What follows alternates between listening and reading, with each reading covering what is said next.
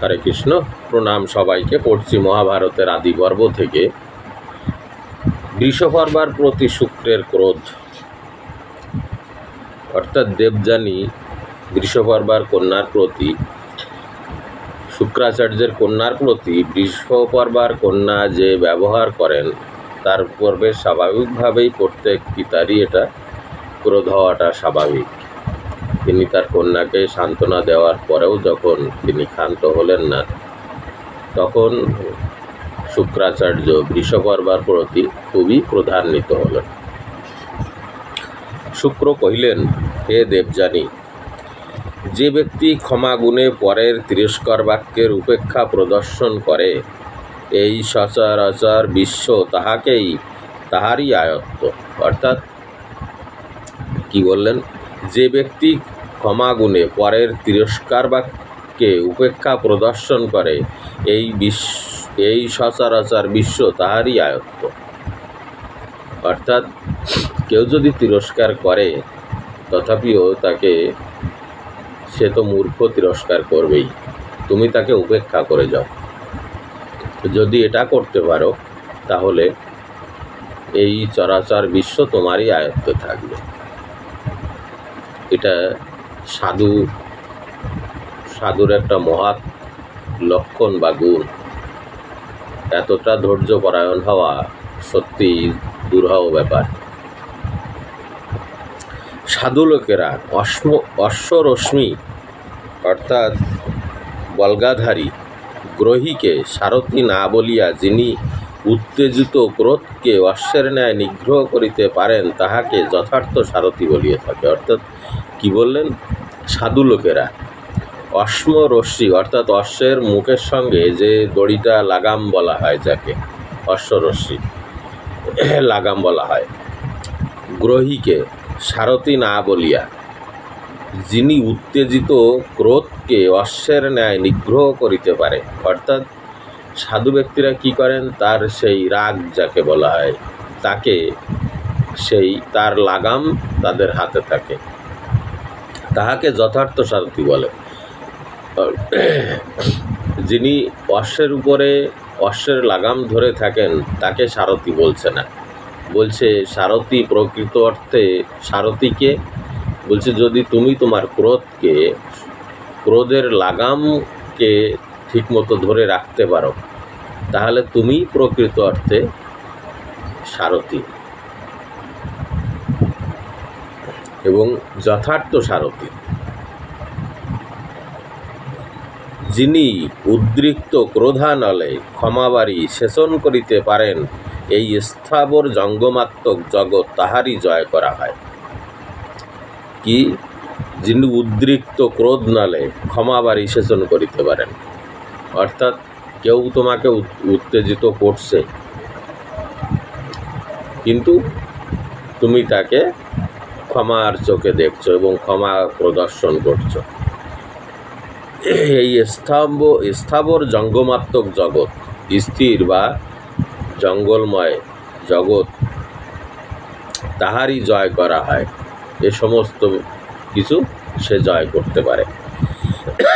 যেমন সর্প নির্মোক পরিত্যাগ করে, অর্থাৎ সাপ যেমন তার খোলস বদলায়, নির্মোক কথার অর্থ খোলস।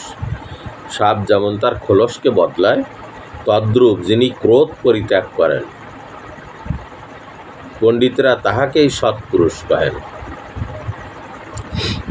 সাপ যেমন তার খোলসকে পরিবর্তন করে, ত্যাগ করে, তদ্রূপ যিনি ক্রোধ পরিত্যাগ করতে পারেন, রাগকে যিনি পরিত্যাগ করতে পারেন, পণ্ডিতরা তাহাকেই সৎপুরুষ কহেন।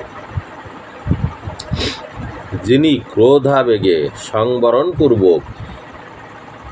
ক্রোধবেগ সম্বরণপূর্বক তিরস্কারে উপেক্ষা প্রদর্শন করেন এবং সন্তপ্ত হইয়া অন্যকে তাপিত করেন না, তাহারই সর্বার্থ সিদ্ধ হইয়া থাকে। কি বলছেন?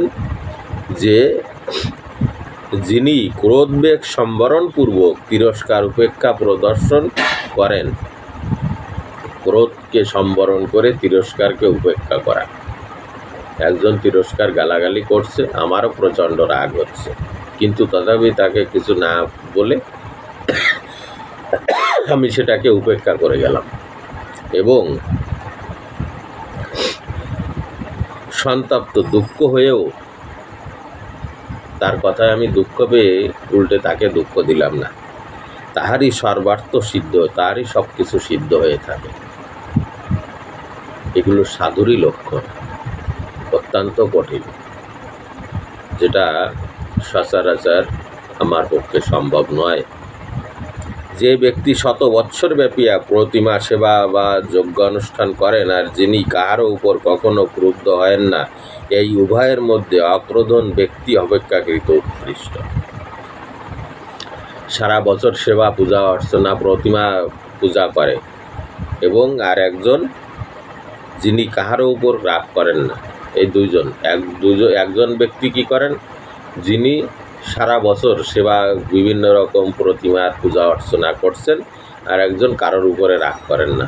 এই দুইজন ব্যক্তির মধ্যে যিনি কারোর উপরে রাগ করেন না তিনি সর্বোত্তম, এই দুজনের ভিতরে উত্তম।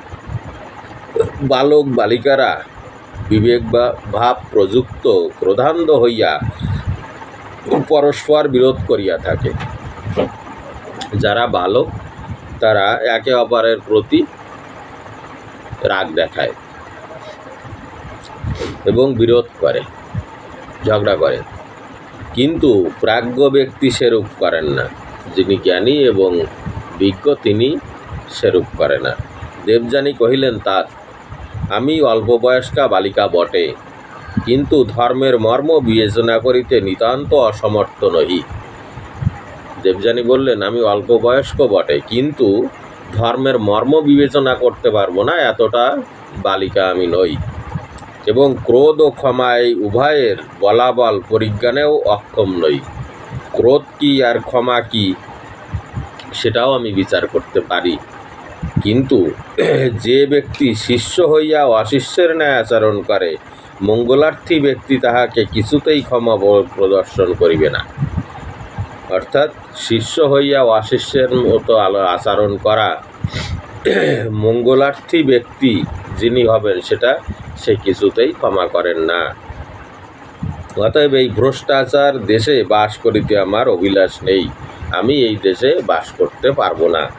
যে সকল লোকেরা আচার ব্যবহার ও কল্যাণাদি লইয়া সর্বদা পরনিন্দা করে, অর্থাৎ যে সকল লোকেরা তাদের আচার ব্যবহারকে নিন্দা করে, তাদের কল্যাণাদি অর্থাৎ কুলের গর্ব যাদের মধ্যে আছে তাদের এবং সর্বদা পরের নিন্দা করে, সেই দেশে আমি বাস করতে পারবো না।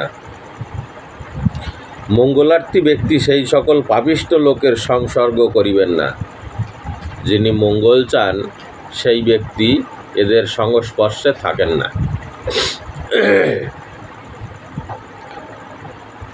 আর যে স্থানে বাস করিলে আচার ব্যবহার ও কল্যাণাদির গৌরব থাকে, সেই স্থানে বাস করাই শ্রেয়কল্প।